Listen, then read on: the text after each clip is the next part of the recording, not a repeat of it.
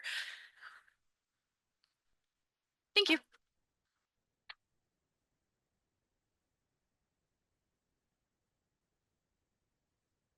All right, next up we have Ben Weiss. He is a master's student at Washington State University and will be talking to us today about MulcH2O, a sprayable, biodegradable mulch technology for organic growers.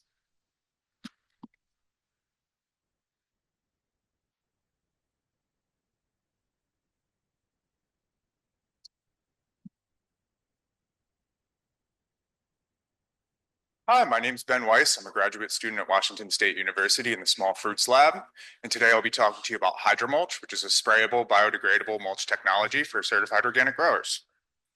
So to begin, what exactly is HydroMulch? HydroMulch is water, a cellulose-based fiber, in this case recycled paper, and a tackifier, which is a glue-like substance that helps bond those paper fibers together. This creates a hydromulch slurry, which can be sprayed over the tops of beds and planted through, or it can be sprayed onto the sides of beds, as you see me doing in this video. And then I think this picture does a really good job of exemplifying why I'm interested in hydromulch research. Every year, 2.75 million tons of polyethylene mulch are used, and the vast majority of these plastics will wind up in a landfill like this one. The other end-of-life options aren't great. They include being burned, buried, or stockpiled, and a small amount will be recycled. However, recycling is very challenging due to the amount of soils adhered to these plastics. A secondary reason I'm interested in this research is that it seems like every couple of months we find microplastics in a new, unexpected place. The most recent of these findings was them being found in the human brain. And personally, I think getting plastic out of our general environment, but especially our agricultural systems, is a good way to combat this issue. This issue is also especially challenging for certified organic growers who have very limited options for biodegradable mulches. This is due to a national organic program rule that states any biodegradable mulch used in certified organic agriculture needs to be 100% bio-based. And hydromulch can help solve this issue because it can be made from 100% bio-based ingredients. I also want to give you a caveat here that should you decide to try hydromulching and you're a certified organic grower, that you need to check with your certifier both about the feedstock you're using and also your formulation, because there's a lot of potential for contamination that could jeopardize your certification. And the last thing I want to see is anyone get their certification put in jeopardy. And then to delve into a little past research on hydromulch, in 2011, Klein up in Ontario did some work on hydromulch versus glyphosate in an irrigated apple orchard. And they found that hydromulch had greater vigor than glyphosate. And they hypothesized this was due to hydromulch having soil moisture and temperature modulation that glyphosate did not have, and then also glyphosate causing a little bit of phytotoxicity that hydromulch did not cause. And then in 2022 at Washington State and North Dakota State universities, we did a trial comparing several hydromulch formulations with a polyethylene control. And we found that hydromulches had comparable yield and fruit quality despite slightly greater weed pressure. And then for the rest of this talk, I'm going to be going over my research from 2023 and 2024. So the objective of this research is to evaluate the effects of hydromulch on organic blueberry systems. This research was carried out in Prosser, Washington, which is a desert. I did it at a certified organic farm, and the cultivar is Valor. It was a 5-year-old planting as well. I used a randomized complete block design with 4 replications and 4 treatments. The first of those treatments is a weed mat control. And for anyone who doesn't know, weed mat is just a material that's made by taking little strips of polyethylene and very tightly weaving them together to create a very robust mulch material meant for perennial cropping systems. The next 2 treatments are a no tackifier treatment and a 4% tackifier treatment. And the reason I was interested in comparing no tackifier to 4% tackifier is that one of Klein's findings was that in desert environments, tackifier doesn't have a benefit. It's also the most expensive ingredient in my formulation. So if I could eliminate it, I would be increasing the return on investment for growers. And these treatments use a cellulosic feedstock called bogus paper. It's just sort of a nondescript gray paper. It's recycled. It comes in a big roll. And mixing it into a slurry is very challenging. You can see me struggling here with a grout mixing drill to do just that. So for my final treatment, I wanted to find something that didn't require mixing. I found a material from an apple packing plant that already comes as a slurry, and it's made by taking water, sodium hydroxide, and recycled paper, putting them in a big tank and agitating it until a slurry forms. And while this material did solve these arduous mixing steps, they introduced some larger logistical issues centered around moving around such large volumes of liquid. So it's not really the most practical way of solving this issue. And for that reason, I actually eliminated it from my 2024 trial. And this slide shows some data, the data I collected for this trial. Unfortunately, the soil health data is still pending. The final data collection isn't until 2025, so I can't present on it today. I am very excited by the soil health aspect of this research because as far as I know, it's the first time anyone's looked at the soil health impacts of using hydromulch. The data, the other data I collected includes soil temperature and moisture, weeds data, yield data, fruit quality data, and percent soil exposure. And percent soil exposure is just a simple measure of mulch deterioration over time. It's done qualitatively and visually. And here is that percent soil exposure data. So on the y-axis is percent soil exposure as a percent. On the x-axis is the month the data was collected. And in the legend is the treatments. And I did have significantly less percent soil exposure in my weed mat treatment compared to all of my hydromulch treatments. I also think I had a pretty interesting trend here. So these green and burgundy lines are the 4% guar gum and no tackifier treatments, and they're statistically the same. You'll also notice that they overlap and crisscross a good amount. And what this tells me is that tackifier didn't really have a big impact on deterioration. No matter what, hydromulch had very poor durability in the field. And then this slide shows my monocot counts. So now on the y-axis is monocot count per 3.3 square foot subplot. And in the legend and on the x-axis are my treatments. I, again, had significantly less monocots in my weed mat than all of my hydromulch treatments.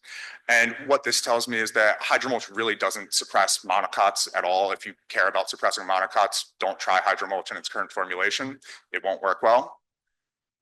That story changes with dicots. So this graph is set up the same, just with dicot count per 3.3 square foot subplot on the y-axis now. And I did have significantly less dicots in my weed mat compared to my hydromulch treatments. However, the dicot counts were reasonably low, and I think a lot of growers would accept the level of dicot pressure in the hydromulch treatments. And then to really drive that point home is my biomass data. So on the y-axis is biomass in grams per 3.3 square foot subplot. On the x-axis is my treatments, and in the legend are weed species. And in 2023, I had significantly more sedge in my hydromulch plots than my weed mat control. In 2024, I had significantly more grass in my hydromulch treatments than my weed mat control.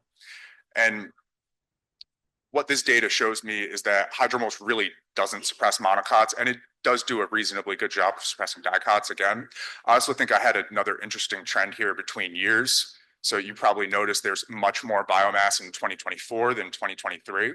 And my hypothesis for what happened here is that in 2023, the grass and sedge were able to set seed.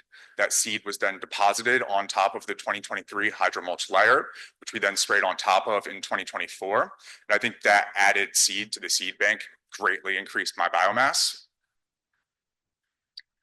This slide shows my yield data. So on the y-axis is yield in pounds per bush, and on the x-axis and in the legend are my treatments. And this data is really just here to show that in 2 years hydromulching, you're not going to change your yield. I also want you to take this data and all of my subsequent fruit quality data with a grain of salt, because this is really more indicative of what would happen if you switched a field over after establishing it with weed mat, not what would happen if you established the field with hydromulch. We unfortunately didn't have the time or money to do that. And then this slide is set up the same way, just with grams per millimeter deflection on the y-axis. And this is my berry firmness data. And again, my berry firmness was unchanged. In 2024, I do have a little bit of significance with weed mat and 4% guar gum having a little bit higher or significantly higher berry firmness than no tackifier.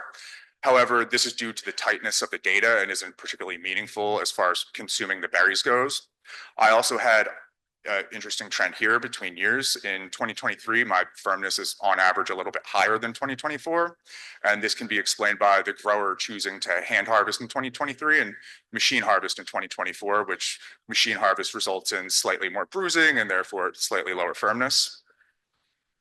And then to round out my fruit quality data, I now have on the x-axis titratable acidity in grams per liter, pH is pH, and Brix in degrees Brix. Those values go up my y-axis, and in the legend are my treatments. And again, this is just here to show in 2 years hydromulching, if you were to switch a field over, you're not really going to affect any of these fruit quality metrics.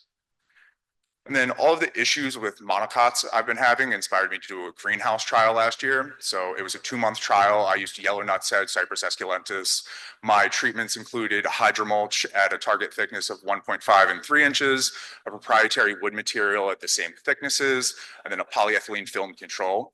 And I think what happened here was really interesting. So in the first month, all of the proprietary wood material and the polyethylene failed. The hydromulch didn't fail until the last week of the trial, and only 2 hydromulch pots actually had a nutsedge plant emerge from them. However, when I was taking the trial apart, I found that almost every hydromulch pot did have a living nutsedge plant in it. They were growing in this very meticulous S-shaped pattern slowly through the hydromulch layer. They were also almost entirely within a 1/4 of an inch of emerging. So my hypothesis here is that eventually all of the hydromulch would have failed, and that hydromulch really doesn't suppress nutsedge at any thickness that's practical to apply. A couple other conclusions from this study are that hydromulch did suppress dicots reasonably well, not quite as well as weed mat, but pretty good. Hydromulch really didn't suppress monocots at all. If you're concerned about monocots, again, don't try it in its current incarnation. It will not work. I also just want to reiterate here that if you do decide to experiment with hydromulch, and if you're certified organic, it's imperative you check with your certifier. There's a lot of potentially nasty compounds in recycled paper. And I want to thank USDA NEFA for funding this research. All of my colleagues listed here, too numerous to name, for helping me carry out this research. I really couldn't have done it without them. My colleagues at North Dakota State, Oregon State, Montana State, and the USDA Agricultural Research Service for giving me feedback on my outputs and my project designs. And then the Small Fruits Lab is carrying out a survey on plastic mulch recycling. If you're a grower who uses plastic mulch, we would love to hear from you. We'd greatly appreciate you filling out this survey. This QR code will take you there. And if I have time, I'll take questions.